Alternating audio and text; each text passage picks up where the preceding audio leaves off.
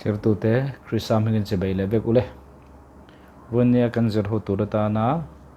imbo na kan isu kanan ramaceng tharau cisari tika ani. Kanan ramaceng tharau cisari. Israel fatik ai kopta rama sal kumzali tha antang ni kha. Ai kopta ram chu hekovel sual hi entira. Ai koptaram optu faro chu hekovel optu setena entira. Chuan ai koptaram saltang kha mirhing fate entira. Chuan ai koptarama faro sipaite kha vonia mirhing fate nai satu ring tu te po nai satu ram huai sul setena kha a entira ni. Chuwangin kha sal ata an ruai chua an omna chan kha. Thilmak chikwa khan tu ma sal ni nalagata a ruai chuak zawluwa beram no thisen chawin sal ni na ta a ruai chuak thi na zana alokala vantir ko chu vantir ko lokal chuan eng angmi po ni sala beram no thisen kongka bianga tat omna hmuna piang chu eng ang khopatual that po alo ni mai thei uire po alo ni mai thei sual eng ang po lo ti po ni sala vana vantir ko zana vantir ko thatu alo kal khan chung mirhing anthil ti te en lovin dan zo fam kim em tong dai te matak po alo ni mai thei khang kha en ber ni lova en ber chu beram notice khani chu ansal ni nalagata ruai chuak tu chu beram notice khani woni hen isu krisa tisen thi na hi vonia sal kan ni na zong song lagata min ruai chuak tu chu ni anthil ti awang khan ai kopta tang khan zalen na le sal ni na lagata an chuak phaloba beram no thisen na tho na khan sal ni na lagata athena zar ne lovin sal ni na pum luma ta kha achan chuak begani vonia beram no isu krista thisen calvary cross a thi na le thisen na tho awangin pathian in imije eng ange elo ni ai I tha em da ni zo fam kim lowem isualem ti kha pathian en ni lowa isu krista thisen kha voine minte na ani wangin chu isu krista thisen wang chuan he khover sual setena kutalagata a thena zar ne lovin azawaya sal ni lagata chuana chan chuana zalena kalo chan thaina chan kani chuwangin Israel fa de chukum zali tha ai koptar masala an tan chung khan an tan lai khan pathian in a ruai chuar ngot kha thil tu mane lawa pathian a ruai chorol khan thil tu mane chu kanan ram khuai zu le nu tu tui luan narama ruai lu khani tumne pathian in setana kuta lagata isu krista thisen manga min ruai chuar ngot thi athil tu mane lawa min ruai chuar rolin eden par kan lo tan to na adam lo tan to na suala wanga eden kong khar a khar to kha isu krista thisen le thi na manga chu eden par chu tan hon le tur le khoi zu le the tui luan huna min ruai lu le kha setana salata min chan chu che khan pathian min ruai lu tum na chu ni chuwangin helai huna hian kan zir tur chu pathian in kanan ram chu ape ruailu tura a thlan sak po ni apek po ni ape don no ape to ni ma se pe to ma se la achu khan cheng nam chi sari anom tak chu ni ta a chu wangin voinen ring tu po calvary cross ya isu krista chon kan ti ngai melen engkim ti fe gani ma se pathian in anting ati kha do chuak turin min ti ta ne turin kan do don lo ne sa kan ni na nga do tur kan ni chuwangin deuteronomy bung sari chang khatang chang ni koron chiarang deuteronomy ti chu second law ti na ni dan voi khat ape to a exodus bung som ni akhan kum som li nuwa chuan kanan ram an lu don tak tak khan pathian in dan kha penon le fir zok la chiang kuang zok kin chu deuteronomy kan ti khan ta a chu deuteronomy bung sari chang khatang chang ni chu koron chiarang lalpa in pathian in valu tu rama a hruai lu chawa in ma a nam tam tak hi thote nam khatani to girga sote nam ni amor ho te nam thum kana ho te nam li paris ho te nam nga hip ho te nam ro jebus ho te nam sari in ai ro puile thil ti thei zok nam sari te a no chu hun le chang he na lalpa in pathian in ape hun chawa in tha huna chuan in ti boral vek turani pathian in ka ti boral vek ang tilo nia nangma ani sir fa te khan in ti boral vek ang ma se ka ne sa ani ka pek chawni ma se ati boral tu tur chu kein lovin nangma ani ti boral lang chu voin ya hian kal ison zirtir somsari kha pani te na tir ni khamo nam tina kalula dam lo te kati damanga te lo pathianin ram hoi te kan ha chok ang te lo nang manin ram hoi te ta chok ang nang manin dam lo te ti dam ro te vonen nang le ken kan ti lo chuan dam lo te ti dam lo chuan pathian ti dam tu tur ni to lo voin ya chuan nang ma mang khan lalpan in ne na khan tharau thirim thil ti thena pe to chuwang chuan nang ma khadi tu turini Calvary cross sem min pek to kha thok chuak tu tur chu nang le ke kan ni mu turin kan thok don lo mu to kan ni kha atakin kan nun pui don chu zo kan ni chuwangin aloita dam lo te dam ro te pathian dam lo te ka te dam anga te lo vonen sa khomi chuan ka ti ni lo lalpa ti ni a ri chu amoi view na ma se bible kal I tong tai lo chen dam lo kha dam don lo I tong tai lo chen ram hoi khan ho chuan am don lo nang ma ni ti lo chuan a chan cheu ma mo pathianin dam lo te dam ro ram hoi te no chok ro te chu ang che chuan kanan ram kha pathian ka pe to chu ma se nam sari an ma se chu na chok ba kang eng wang nge ne to ni ma se ring tu te ka na chok tur rin dal pa na mang don Israel fa te pathian na chok tur mang don tiboral tur mang don pathianin sakna pe don ti khani ole ti chuan an mani nen thu in thlung tur ani lowa in khong ai tur ani heklo nam sari an amani chu vonia he pathian in kanan ram apek khan ram ruak huo tu ma chen lo na ram ani lo ania nam sa nam saren amani vonen Calvary cross a isu na akin ta ati hian engkim min ne sak to kan ti hian a ruak huoi khawalu tur ani lo ti na ni lo a ruak huoi kha wala mai tur ti na ni lo an lo to ke mani han nun min nei tu ke mani han lo cheng ma satun to chu ne to sa chu ne ma se nang le ke hi do tu tur kan ne kan do ne turin kan do lo ne sa kan ina tanga do tur kan zo kanan rama khan Israel fa te chu pek to ni ma se Israel fa te ma in nam lo to chu pathian pe to ma se sa te no chu ngai vonen Calvary cross e engkim ne to kan ni engkim ne sa pe kan ni ma se min lu khat tu ke ma ni hen zia charang thang lo to chu nang le ke hian ne turin kan do don lowa Calvary cross ne sa ka din hamangin kan no chuak mai jok ton khani chu nam sari atang chuan kan zer ho do ne ole chu lo ni ta number bung som pathum chang som thum pakala chuan enge kan mu nim kha kanan ram kha pe ka ni koi zu le no tu tuilon na ram kha pathian ne pe to chu ta chuan nam som pahni ania nam khatangin palai pakha zel tiren ta mi som pahni motion thlangin kanan ram kha ava thlir tira ave en thlak tira ni kha chu ta chuan pathian pek chu ram khatani an en kha ram khatani ma sem mu da ang mi alo aram kha dang lamani lo an mu khan ang vek ma se mu in ang vek ma ni sela entenan tian soila tarmit ring buntu chon thila mu kha ringina mu tarmit dum buntu chon thila mu kha dumina mu ang che khan atak taka kha chu eng ang po lo ni ro se ma ni tarmit da zirin kan thil mu kha alang ang deuh che hian he nam som pani po hian an va en rama chu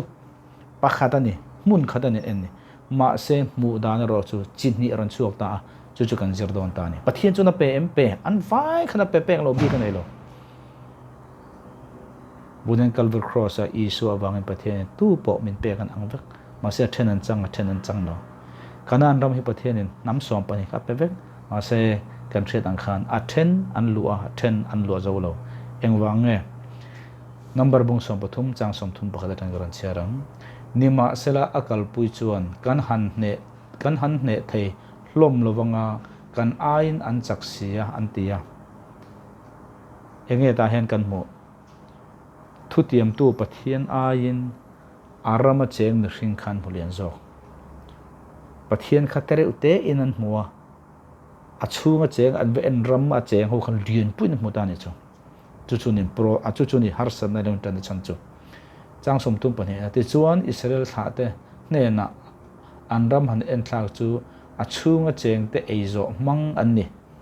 tin a oma te kan mu chu mi om kho pui an nia o an ve en thlak khan ting te kha achunga cheng te eizo mang an ni je chu anakan an tia no hun lai mi lian ho kha kanan rama an bakala kanan rama cheng mi hring kha an ve eizo ani chu eizo anakan ho khan kharam khan lo lo chuwangin ram ho lo pian dan tia khan YouTube a upload kana ya ta khan ka soi to boka chuwangin an wa mu ho kha hring ei an ni anakan ho kha million pui an ni chuwangin pathian khatere uten an muwa an mu akha lian pui an wa mu wang ani rin akal lovin mu thein an kal ti na ni chu mu thein kal chi chuan an bu kha tak chu ni ma se pathianin a pek ram khane boksia chu ni ta an ma ni dowa an ma ni ne tur do tur mon te pathian ne sa a te ma se ne sa kha do tur te ti zo pakhat oral robata anin ka ria solo chon oral robata nge kene thagin zong nge ka re sol mai thaya kene thagin nge oral robata nge ka tolo pakha zo chun ne chu voi khachu kene thagin anin ka ria voi khachu damdo ina omlai khan isu kha ane na arin lar ne kene thagina ka re sol lovin kringa isu kha maron langa isu khan aron biani ane na khan thu soi chu da chuan isu le an kara khan ram hoi kan ne te an isu o se thathelo tur khan ati boi ta ni chu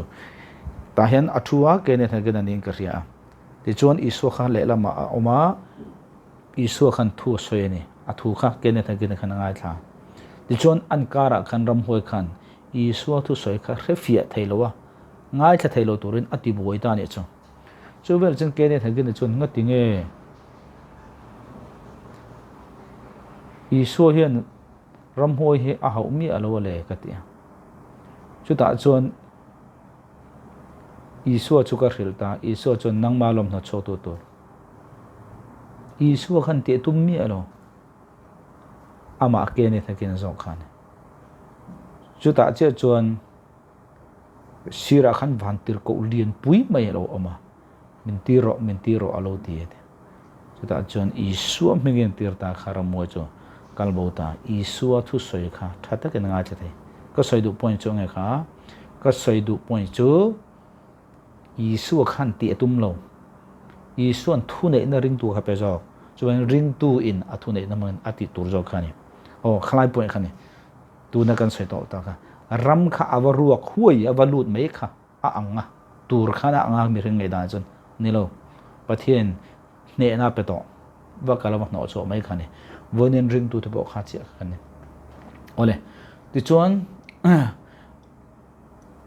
chang som thum le pa ni na ti chuan is om khau pui ni khan mu ta ni chang som thum le pa thum na tin chu ta chuan anaka thla te million ho om khau pui kan hua khau ang lekin kan in hua anni po in khau ang lekin min hua ni ti in athalo lamin an soya tu kha million ho khan nang ne ho hi khau khop ang lek in ni an ti mi alo an ma ni khan khau khop ang in an hu zo khani vonen ring tu kan in mu dan a fu lo chuan pathian in pek to ram he kan lua zo phalo he nam som te hi tu ma in khau khop in ang an tilo khau khop in ang ti ni se zo so le kale pon khau khop kan ang ti in an soi tur ania ma se mi in an soi ne lo mi in an mu da ne lo an ma ni an in mu dan a chan chu a chunga kanan mi ho mriam pui puan mu khan te reu te in an in thria an nen om pathian kha te reu te an da wang khau khuap ang lekin an mua chu ma ni chau ma ni po khau khuap anga an in mu da chuan an ma ni mu tu zong zong po khan khau khuap ang hlira ngai angin an mu thani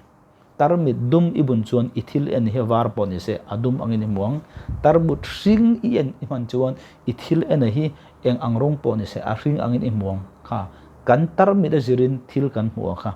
adang ang che hian khau khuap anga an mu thada wangin million ho po khan khau khuap anga mu angin an ngai zo zo khani chu anita chu wangin pathian apelo ni lo ma se an ma ni zokin pathian khatere ute anda a chunga cheng kha lien puya anda an ma ni po khau khop ang chawa anda a chungal mi te po khan khau khop anga mu anga ain ngai na khan pathian pek to ram renga kha an lua thailo chau khani wonen ring tu nang le ke Calvary cross se pathian enge pek lo min nei lo le FSC bung ka chang thuma chuan van hmuna ta khian tharau lamal somatin ren Krista Isu a chuan min peto sia ti pek lo min nei lo tharau lamal somatin ren all blessing every spiritual blessing pek kan ni to ma se kan chang lo tam tak kan chang lo ta ni chu mi chu ni ta chu wangin an chan lo na chan kha eng wang mo mani in sit na ni vonin Isu Krista wanga pathian min mu dan ain keima ni kan in te dan hi pathian in min mu dan zoka le mi in min mu dan zoka mu kan ngai thin pathian min mu dan a chon Isu Krista wangin chanchin tha ti khan in lo enanga nang le ke hi eng lai ma sual ti thailo khan ni nang le ke hi eng tik lai po pathian tu lung tu oi mi pathian lom zong ti thin mi pathian mal song dong tlak Isu Krista cross tho wang kan ni ti hi vonen kan in mu dan tur dik tak pathian min mu dan hi ani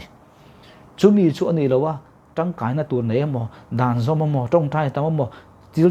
sang thil thati ka lalpa lung oi tur ngai na kan na ya khang khat ti lo uk ti na lo kan ti awang khan lalpa lung oi pha chuang lo kha kan nun jok tur ani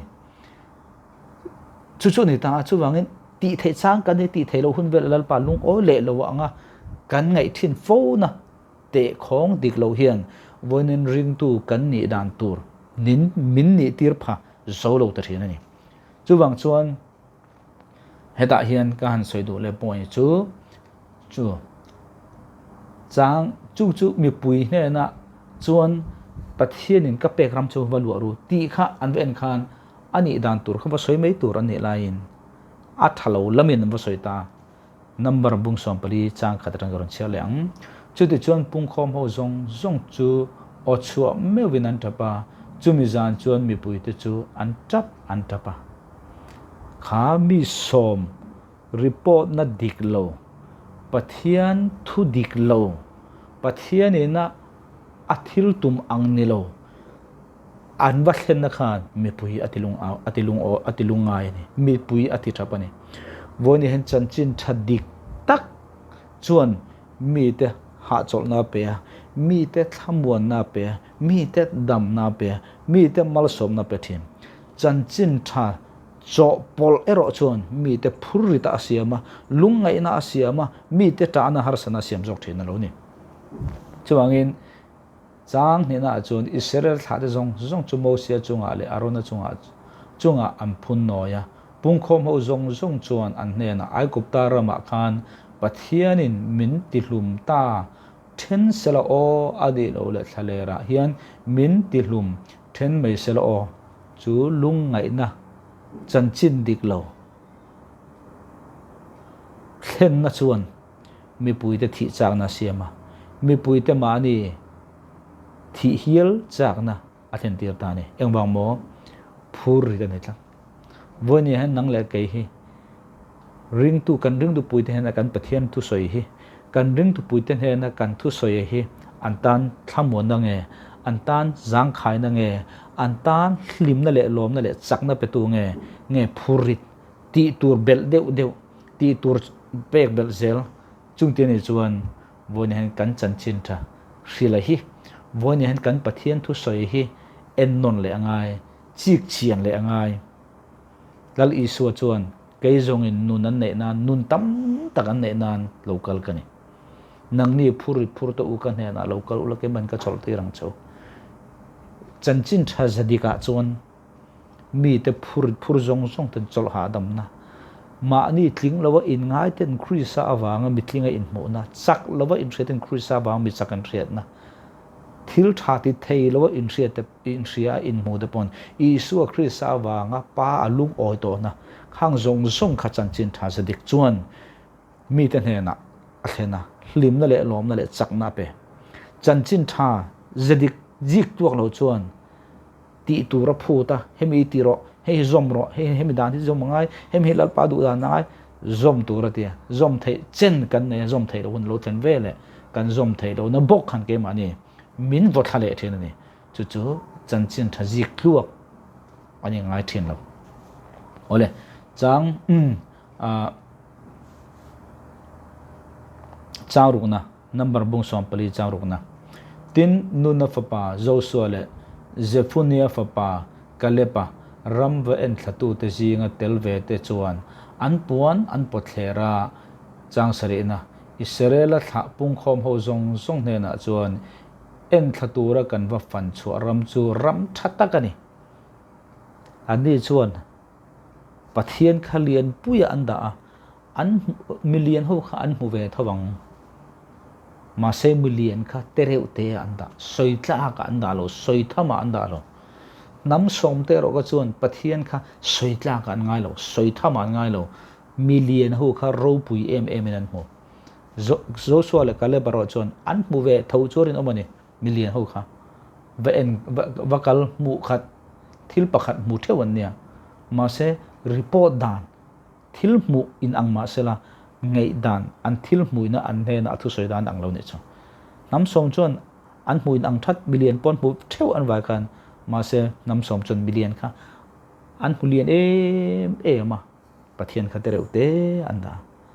joshua le ka re baro chon million kham howe tho si kan million kha tereu te anda lalpa ne te khin chon pathian kha drian pu enda bang soi thama an ngai lo soi tla kan ngai lo an mu lo chu rin om lo chu ni ta chu da chuan en thal ram thata ka ni ante ni kan chunga lalpa alom chuan churama chuan min thruai anga joshua le ka le pa chuan tinga te kan chunga lalpa alom chuan churama chuan lalpa min thruai anga min pe ang nu te tui le khoi zu luan na ram chu lalpa chunga hello phot mai ang u chu mi rama mi te lau bok khik su a chunga mi te kha million khan mu ve tho lau su ante nam som ro chon lau u ke ni bai thei chi ni lo khau khop ang chau kan ni ante chan chu lalpa khatero te ne voni hen ring tu tam tak chu calvary cross a I su thil ti theina ro pui tak le min ne sak to na lian taka mutu piang te na thil zong hian te vek ma se chan chin tha se dik kan hre lo dam huna thil zong hian liana Isu Christ cross na to hitere te ani voni hen ko polan cross thulo chu engma ka chuang lawang te kha voni hen Isu Calvary cross ya athi na Isu thisen le athi na I ria chiana I da poimo I vor lara I da poimo ber huna sum le pa hi engma ni lo dam lo na hi engma ni lo thil zong hi tereu te ve kan ni chu tereu te ve ka I ngai thil reng chun englai main lungai na pelwang che har sat na pelwang che soi thaman ni lo chaje ma mo chu alien zo Calvary cross thil ti thena wanga pathian I chunga lung oi to ne le pathian zar chak na ne na eng kim ti thei tu ini zong kha I ria chen khan thil dang kho om ma se an te vek lungai na min pe tham lo soi tham an ting lo mut mo nar mo min pe tham an ting lo vek chu ni ta chu bangin helai hian ka soi do tak chu an mel ma te kal ha bok su la kan cho tur an ni maya an in hum hin chu eng ma lo ani ania lalpa chu kan hne na om alom an ni chu hlau su uti in an soya Joshua le kale pa ang hibonen ring tu rong bol tu zom te na kan puan ber tu chu bonen sual hi hlau su Calvary cross a isu na ne to sual hi ke ni do ne chin lo isu min do ne sak to rin na a min do sak ne sang tu kan ni chu bangin hlau su tu chang soma nima selapung khom ho zong chunga lunga den an rota chu de chuan lalpa ro pui na chu in biak na puan ina Israel ela tha te zong ma alo langa ela muna kan mu chu thabo na thu ring tu da tan chak na thu mi pui ta ta na thamuan na mi pui ta ta na chak na thu puang tu Joshua le kale ba kha mi nan du lo vonen chan chin thadik tak ipuan chuan mi te ne na thamuan na ha dam na pe ga bang mi tam tak sa kho mi nan du lo thil ti tel lo a thon le tu a chan chin thai aman tlom le tu dana no chi ti vel khalo ni ma selal pana hum tat Joshua le kale ba khalal pana hum tat chu bang Joshua le kale pa chuan te mo ti kha kan chunga lalpa alung oi phot chuan ti khani heramin khoyang wonya nang le ke hi ani le lalpa hi chunga le ka chunga lung oi elai te hi ka chia bua luka bungli chang som pakua luka bungli chang som pakua kan cher chuan tu thung hluya chuan pathian kha dan zoma ti lung oi turan tu man dan zomin tulung oi zo the an mang lo chu chuan pathian a thin ura chu pathian thin ura chu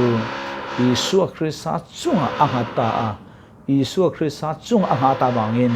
pathian a thin ura zong chu Isu Krista chunga ale ibota ni chu bang ta chuan luka bungli chang som pakua chuan lalpa lung oi kum thu soi tur te in mitir ni ekmo lalpa lung oi kum ekbang mo pathian kha dan bangin ti lung oi zo ruala ni lo chu alung oi lo ni chu papa Isu Krista chunga matin Isu Krista cross sia pathian thin urna ale ta chu bang Calvary cross a Isu thil ti le thina bangin bonia hian ring tu zong chunga pathian he alung oi ta Joshua le kale ba chon lalpa he ka chunga lung oi po chon heram hin khoyang nang le ke hi Isu Krista cross an thowangin I chunga le ka chunga lalpa lung oi to ani chuan khoi zu le thu tu lo naram eden kong kha nang le ke hi lut lak kan ni nang le ke hi lut phu kan ni I thil ti wanga mi I chong tai tam wanga mi I chong he wanga mi Bible cher tam wanga mi ni lo Calvary cross a Isu na tho awang zo khan pathian hi chunga lung oi to ni pathian hi ka chunga lung oi to ni ti zo kha boin hen boin ring tu ten kan war ko ba poi mo ve chu chu lo ni ta a tin kha ai kopta rama tanga an chu khan melma nam chi sari an lo ma mi chi sari tharau chi sari ne chung te chu tunge do ne sak tunge do ne sak tu kan ti chuan Exodus bung som ne pathum chang som ne pathuma chuan ti hen kan muta Exodus bung som ne pathum chang som ne pathuma ka van tir ko chuan imma a ruai zelanga hei tu thlung hluya hian lalpa van tir ko pathian van tir ko ka van tir ko ti om chuan pathian direct a soi chuan Isu a soina ni tu thlung hluya Isu ti sa a khovel lo pian ma tu thlung hluya re chuan lalpa van tir ko ti ni chuan Isu soina ni tu bangin he Bible chang a hian ka van tir ko chuan imma a ruai zel anga amor hote hit hote peris hote kanan hote hit hote jibus ho to na chuan a huang chenga anni chu ka te boral dei do ne chu bangin tunga dong ne sakha Isu Krista Calvary cross ya Isuan kan mel ma jong jong min do ne sak to ni ma se chumi chung si chuan mel ma kharama an la chenga ne tura do tur kan ne lovin va suak tur jo kan ne bonen kanan rama khan mel man oma ne to sa ba kan ne suak tur kha Israel te mo purnani bonen Calvary cross ya Isu in engkim min to sak to a min pebek to a bone hian ti chuak tu no chuak tu ko ta tu he nang le ke kan ne ti dam tu hi pathian ne to lo nang ma mang khan pathian ti dam do na chu bang nang ma I tong tra lo chu pathian ti dam thelo nang ma I no chho lo chu pathian dam hoi no chho thelo nang man dam lo I ti dam lo chu pathian ti dam the to lo nang le ke khamo pur min pe chu lo ni ta chu bang in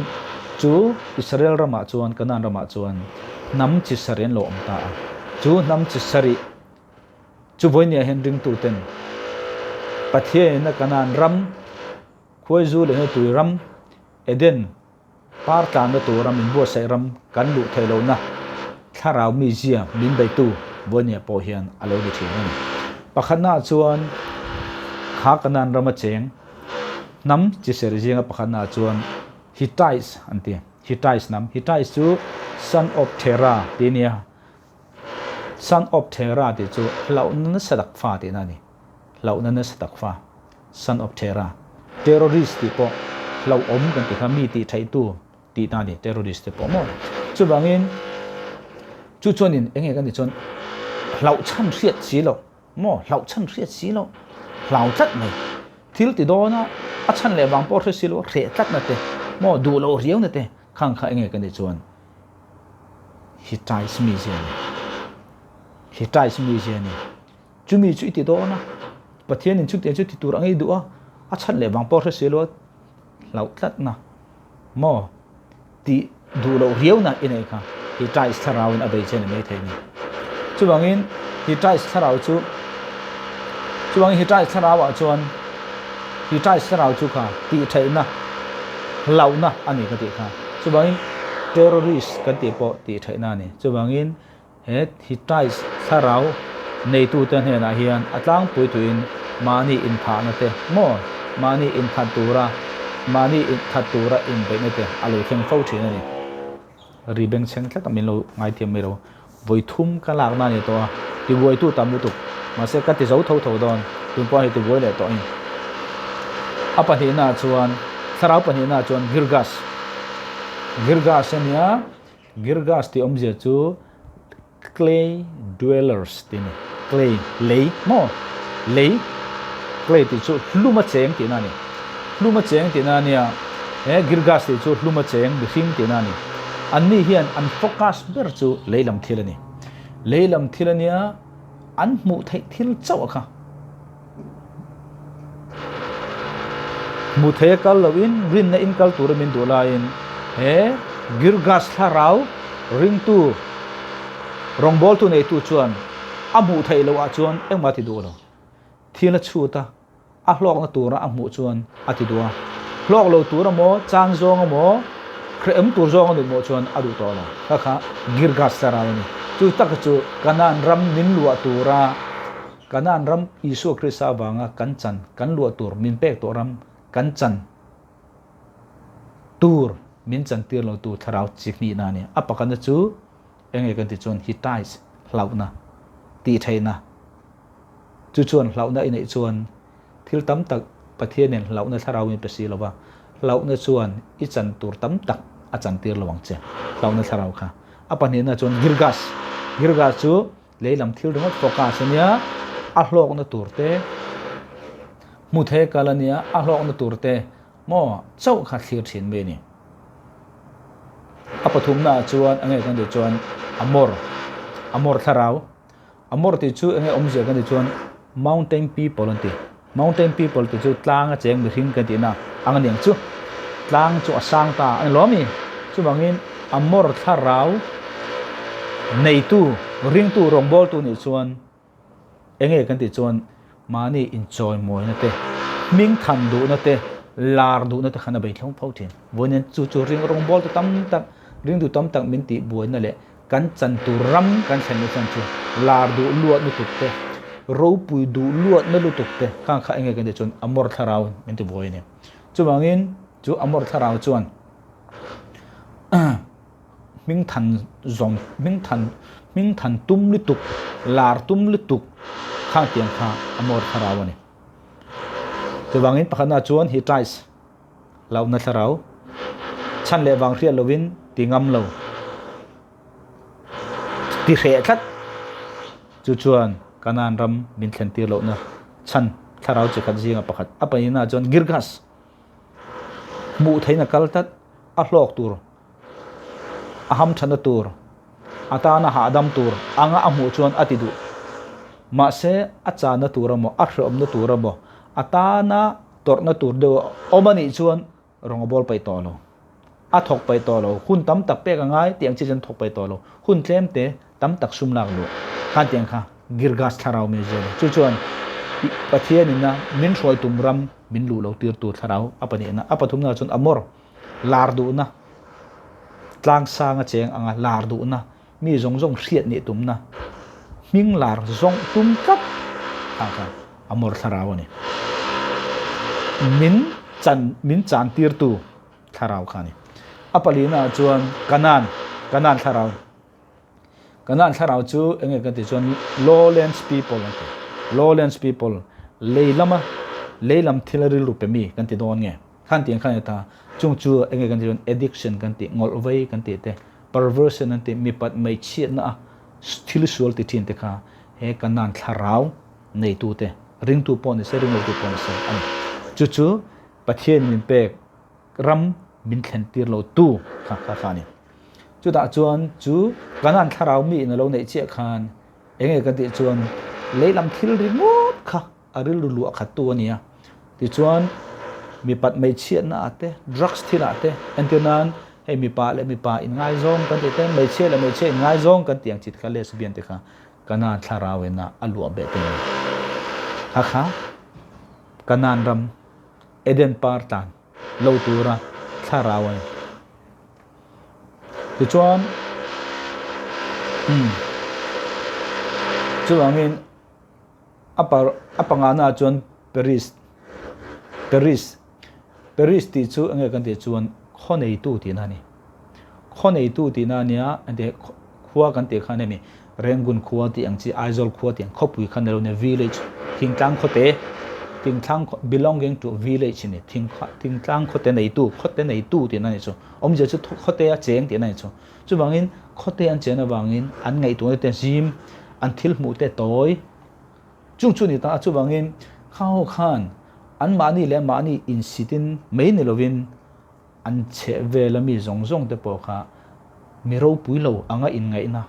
mo mi te anga in ngai na tok lova in ngai na nei tat kha khai nge kan chon Paris tharau chun enge kan ti chon chu Paris tharau chun enge kan ti chon thang thar ta thleng khan tharau lama po than mo bok ani tira khovel thil ro thila po than mo bok ani tira chan cheng ba mo mani in sit na nei tok lo ni in hriat na ania te riawa in hriat na nei achan chu thing tlang khwa nei tu an ni ta dawangin chu ngai dan te ro te wang chuan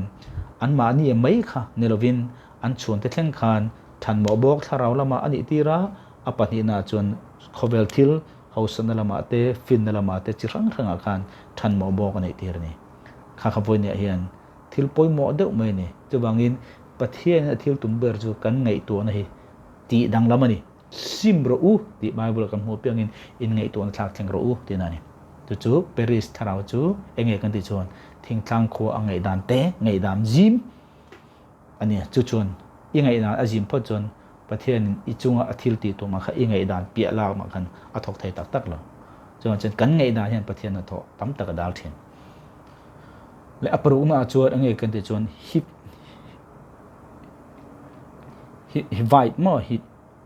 hivatize sap chon te hit ti omje chu ting tlang khwa cheng tinani ting tlang khomi tinani chu villagers ani ta anni chu tu na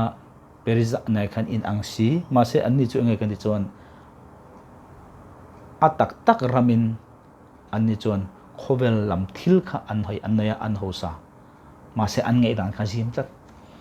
chu bangin mi hosa tam tak khi an vai phei chon na chong lo mo mi hosa tam tak khi he hit tharau annaya cheng tam tak annaya man tang kai chong lo khol jin nan ti vel chumi ti nan ti vel khani mi tan mal soma ting le mi tam tak tan zar zo tlakin kha an sum le pai kha an mang tak thiam lo achan chu an ngei dan kha te an thil mu ji ma se ro sum chu an nei leilama marchan ro sum kha hote atan manani a hlok lo ni chumo mi ta na tangkai lo pathian ta na tangkai lo mi hring pui tan po tangkai lo achan chu an ngei da na te an thil mo jim le ka khane ta hit ti chuan atom na chuan eng tharau nge kan ti chuan Jebusai Jebus nam Jebus chu nge kan ti chuan bu votil tu tina ni da mo bu ti til tu he omja chu leya hei hui kan ti chu leya kan bo be kan lo mi Jebus tharau chu ring tu in alo nei chuan chu Jebus tharau chuan ring tu hi a ombet omja chu Jebus tharau kai hruina hnuaya om ini chuan thang thailo turin kong dal tu an ne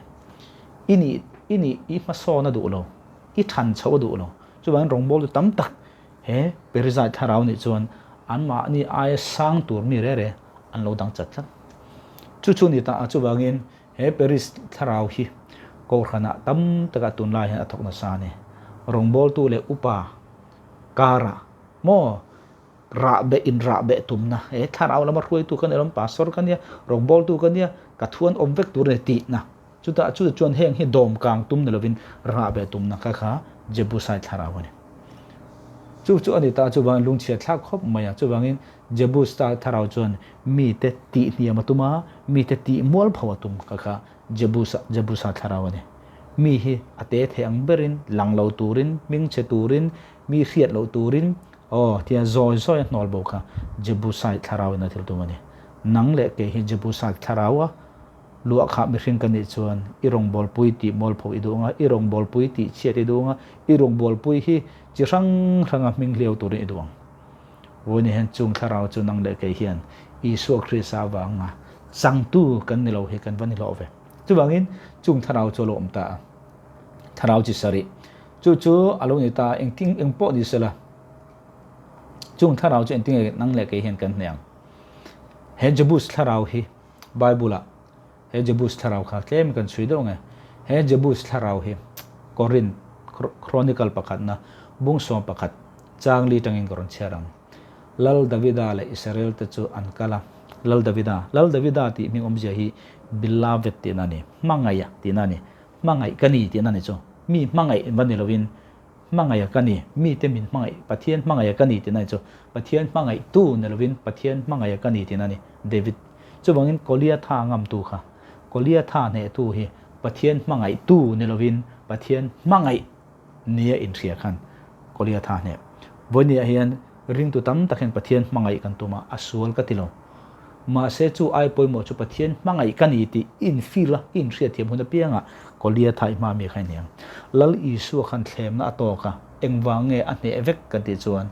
mathai bung thuma khan chero wa tangin o lo chuka hei hi ka fa pa mizo Bible chon hei hi ka fa pa ka ma kalom atia adik taka chon hei hi ka fa pa ka mangai chon this is my beloved son hei ka fa pa ka mangai chon ni ti khani pathianin a mangai kha adon tir ma sa a chu pathian mangai ti dong tu chon thlem na thalera to khan ne ve kani boni hen tu na khan tharau chi sari boni Calvary cross se Isu na min pek to kha Isu na min ne sak to kha chang thailo turun tharau chang thang min do thina min bei thina min pek to ram kha chu da chuan boni Davida chuan pathian mangai kani ti a pathian mi mangai ani zia a ria tharna zel khan kolia tha ne Isu kha thlema to kha pathian mangai ani thu kha riat tir ma sak ani wangin thlema zong khan anuna ne an rone ole chu chuni ta Chronicle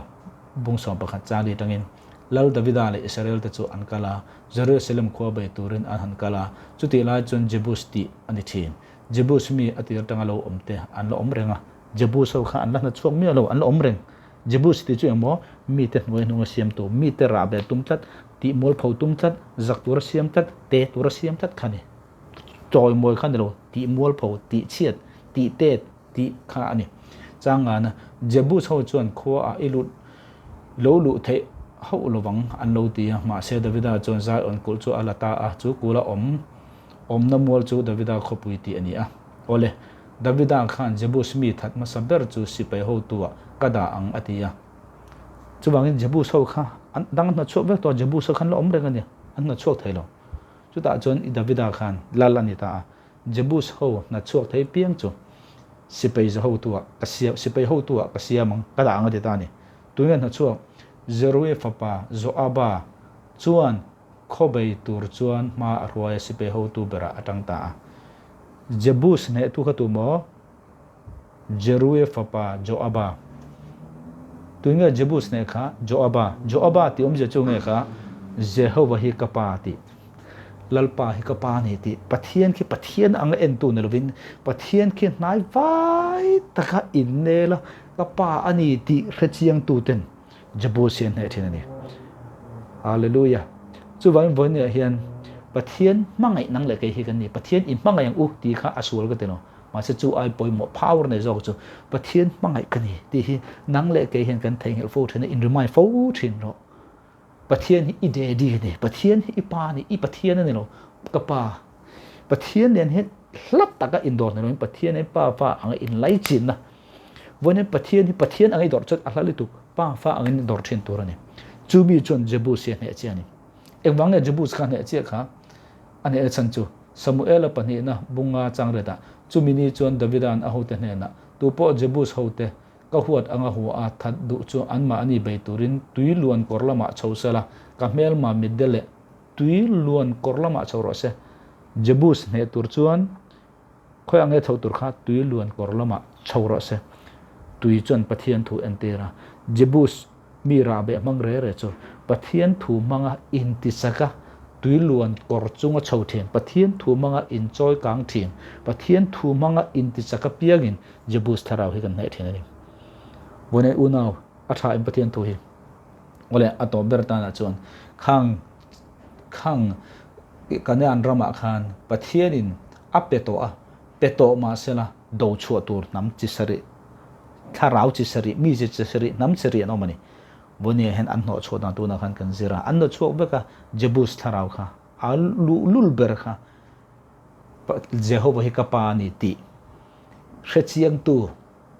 jo oba khan an no chok thai engwang mo jo oba na abai dan chu tui luan kor chunga a chho wa ni tui chu pathian thu entirna nia efesi bunga chang somni proka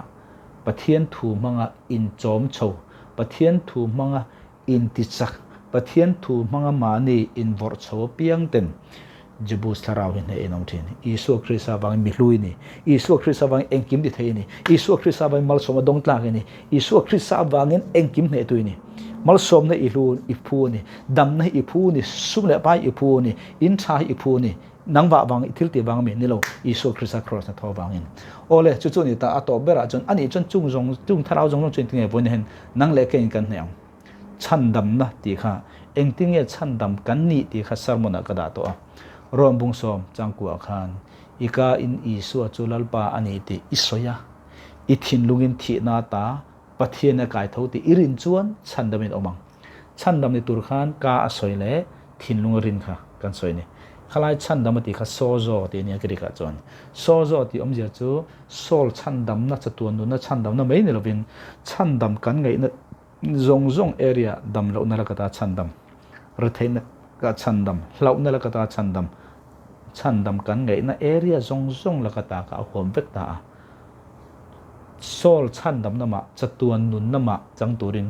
ka asoile thin lunga rin angai chuan boinia hian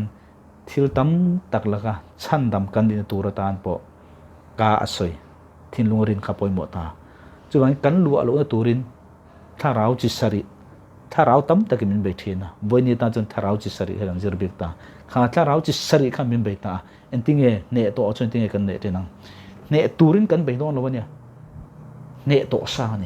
to sa chu entinge ata kan chan thai ti kha ta chu ta chon johana le khathon bunga changlia chon to johana le khathon pakhat na bunga changlia pathian hrin to phot chuan khovel angam zel sia nang le kai piang thar kan ni to chuan pathian hrin kan nia khovel kan ngam to hei hi ani khovel ne na ngam na chu kan rin hi enti zong nge nang le kai hian khovel kan ngam don kan bei tanga chong ei tong tai ne kan deng dan zomin me ni lo isu christian calvary cross ka ti thelo zong kha ปัทยนมาอติโจเวกตัวปัทยนมิดมัวเห็นงามตู้กันนี่เนตู้กันนี่ติรินนำมังอินี่กันนี่ติอิรินเชียกันนี่จุดาจนอตอกมายังนี่ลงอีกาอินสอยเชียบุกังฉันดำในตูรินกาสอยเล็กรินน่ะปอยหมกติค่ะรินน่ะจวนCalvary Cross ya isuan itan le katan engkim min he sakto ti kan ringang kan thinlungin chu kan ka in kan soi thenang chu vele chuan ti dam ini to na te hlau na zong song tan ne thei to lo ini te ke hi ne tu ka ni ngam tu ka ni mal som nei kata nia dam nei kata nia hlo tin nei kata nia fin nei kata nia moi ngel nei kata ni ti ang song kha i thinlungin iringa i ka soi then fo khan vonia khang tharau chi sari te kha ne to sa ne ma sala nang le kein ne thi lawa ngain an ma ni zo khan ke ni kha bin mom thin zok tha voi ne chuan ne to sa ani na kha nang le kein kan thei hil thin awangin in rimai non fo a athu manga nang le ke pathian va khil tur ne lovin pathian khan a khereng bin thil zok nang le ke khan kan ding zo lo chu rin na chu hriat na tang lo kala hriat na chu Krista thu wang lo kala wangin Christianam bin ne sak ton thu kha kan soi kan rijel khan vonia hian kha hlau na is akanan rama tharau chisri vonia ring tu te pathian in min pek to ram lut zo lo tura min dei tu zong te nang le ke hian kan lo ne adon lo ni kanan ram po Israel faten an ne vek no khan thamuang takin cheng ta vonia Israel ram he alo piang ta ni vonia han chu nang le pe he kanan rama tharau chisari in Israel fate abaya then khatam tak lut tura peksi lut loven an angkhan vonia Calvary Cross e isuna min ne sa to fixi kan chan tura pomenda ma se ti thei tu tharau chi rang awanga kan chan tur kan chan lo na zong hi he thu manga ne tu ini na rin na le ika ipon manga ne tu ngam tu